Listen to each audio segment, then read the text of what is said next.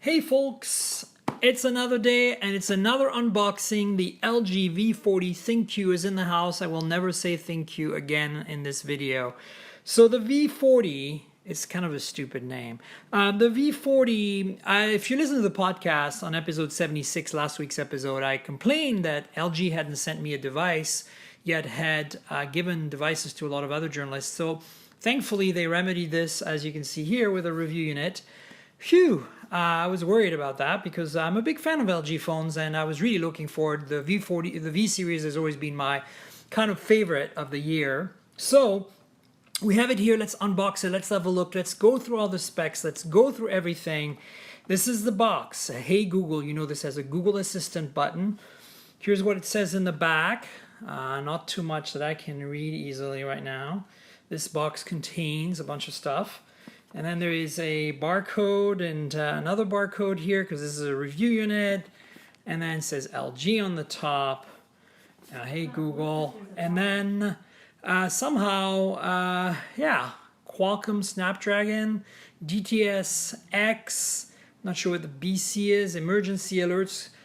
Qualcomm logo, Snapdragon. All right, enough of this. Let's open the box, shall we? Are you ready?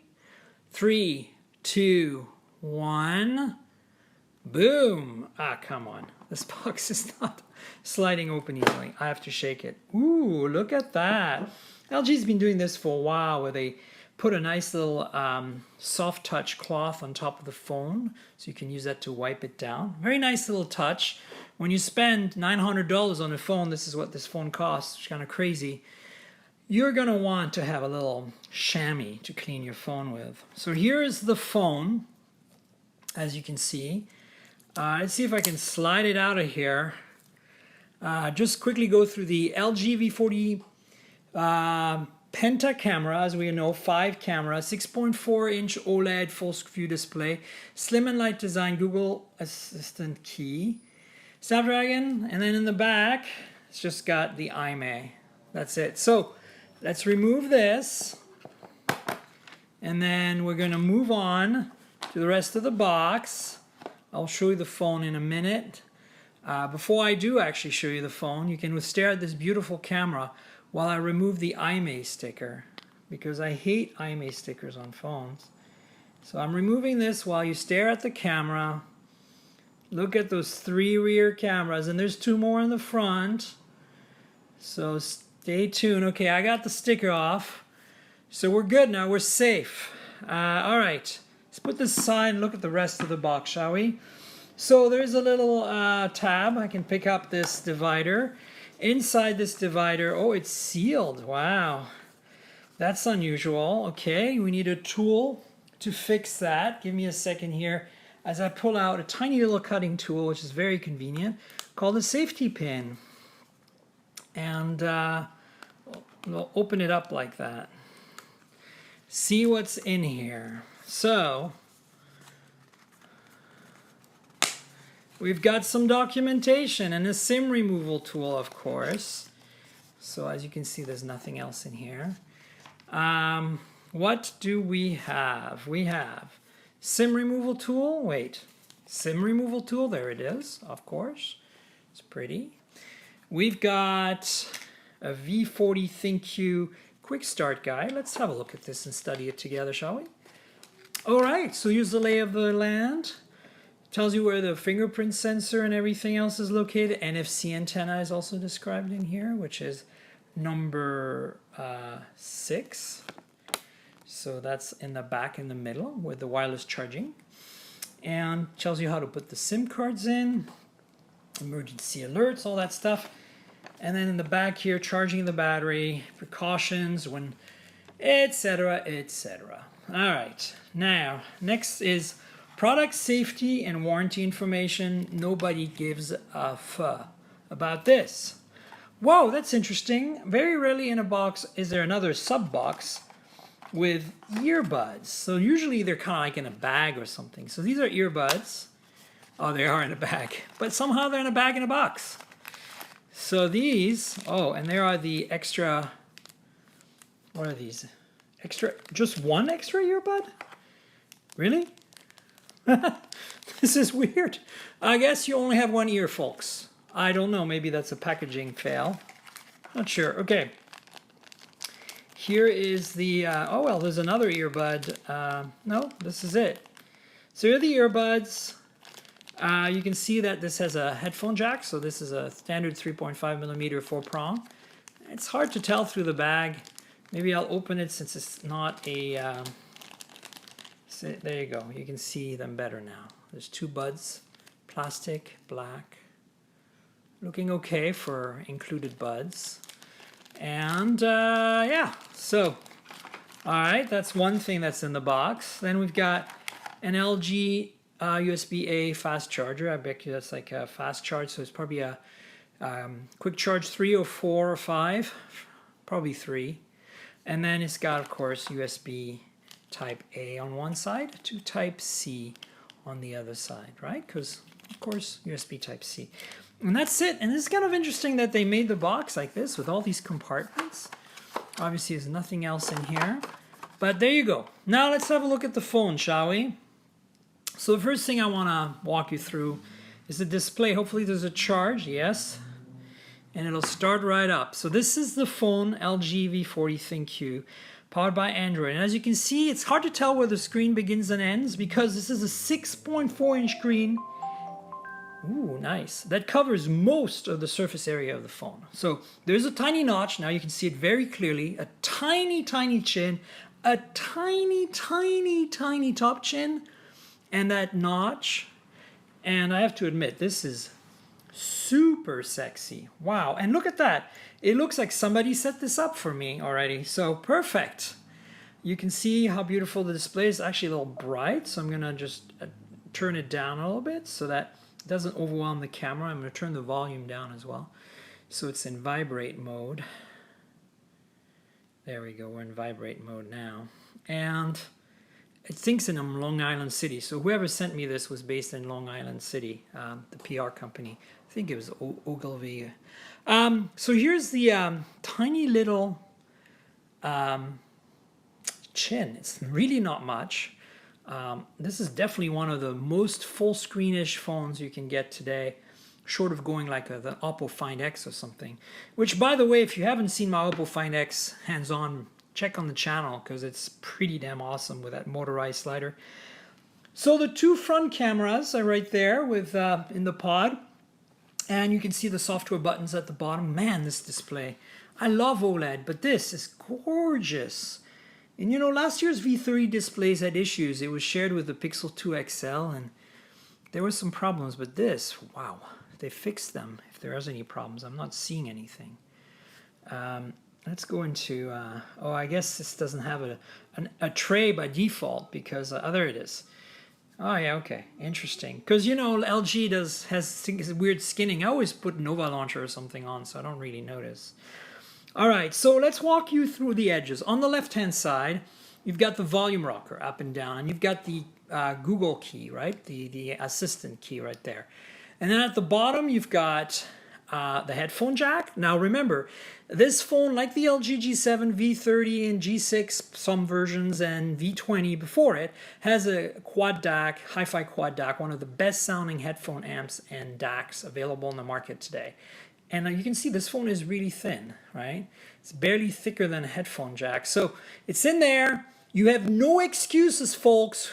Other companies who make phones do not have a headphone jack on your super slim, super high-end glass sandwich, super flagship phones, okay? This is proof right here. And I know Samsung does it as well. So primary mic, USB Type-C, speaker. This is going to be a very loud speaker because it has the...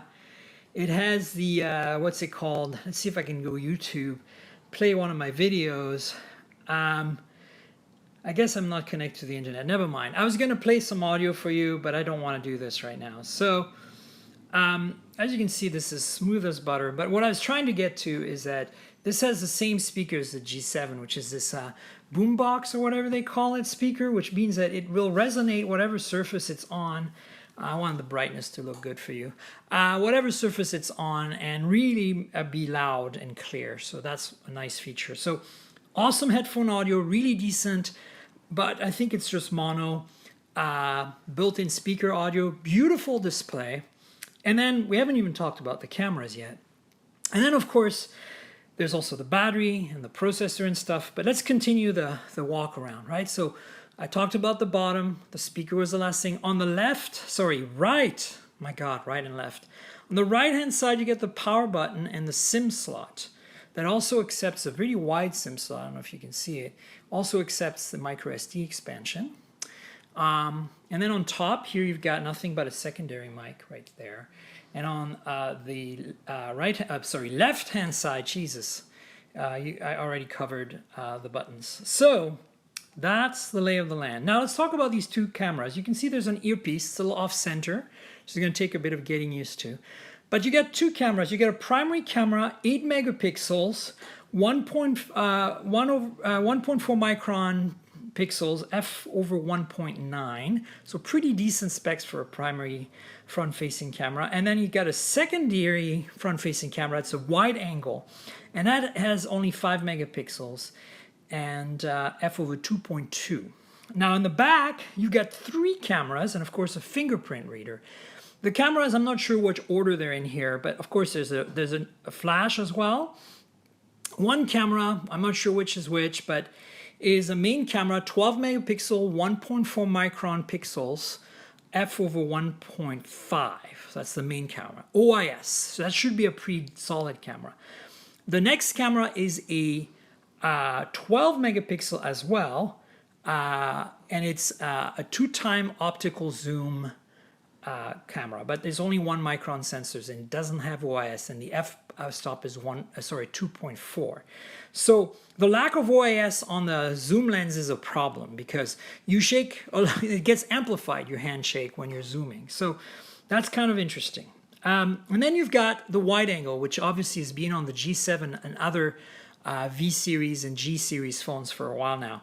That's a f/1.9, 1 micron, 16 megapixel. So 16 wide angle, 12 dual optical zoom, no stabilization, those two, and OIS 12 megapixel large pixels, f/1.5 for the main camera. I'm not sure which one's which. I'm just pointing at them randomly. Fingerprint sensor, V40 branding, LG branding. This is obviously the black unit, so it's kind of boring, but it's glass in the back, glass in the front, etc., etc. Now you know that this is a flagship, so it has a Snapdragon 845 on board, and it's got 6 gigs of RAM, 64 gigs of storage. Not bad at all. The one area that's a little iffy and scary is that it only has a 3300 milliamp hour battery. Now, this does not mean it's not going to last you a day, but in this day and age, on a phone this size with such a big display, and by the way, it's a Quad HD display, so it's 2K, so, you know, you're going to need, and 6 gigs of RAM, you're going to need some power to run this for the day. So I'm a little skeptical about the battery life with 3300 milliamp hour, but let's hope it's solid. Everybody so far seems to be okay with it, just like with the G7, which also had a small battery, so maybe LG's done some optimizations. But the reality is, it would have been nice to see a 35 to 4000 milliamp hour battery on this phone. So again, I'm a big fan of LG, and I'm really looking forward to putting particularly the cameras through their paces. So I'm going to London next week for the Mate 20 event, and I will obviously be taking this phone with me along with my Pixel 3 and Pixel 3 XL, which I have review units as well. And I will be posting photos from all these phones on the internet soon. Now, if you're wondering where my Pixel 3 and Pixel 3 XL unboxings are, we're under embargo and I cannot show you that until later. So stay tuned for that unboxing when the time comes. But in the meantime, I'm allowed to post pictures taken with the Pixel 3, Pixel 3 XL, and of course with the V40, since that's not under embargo. So there'll be lots of photos of London with these flagship high-end phones in the next few days. And of course, you know, who knows, maybe I'll get to take some photos with the Mate 20 as well, and we can compare them all. So in the meantime, if you want to watch my Pixel 3, Pixel 3 XL hands-on video, it's right below here, 2 videos previous. You should check it out. Remember, I make these unboxing videos for you, but I also really make them to complement my podcast, Mobile Tech Podcast. So subscribe to the channel, like the video down here everywhere, and you know, tell your friends, subscribe to the podcast, mobiletechpodcast.com, on Google Podcasts, Apple Podcasts, Overcast, let's see, Pocket Casts, Slacker, Stitcher, TuneIn Radio, everywhere. Okay. All right. I'll see you later with another unboxing soon. Cheers, everybody.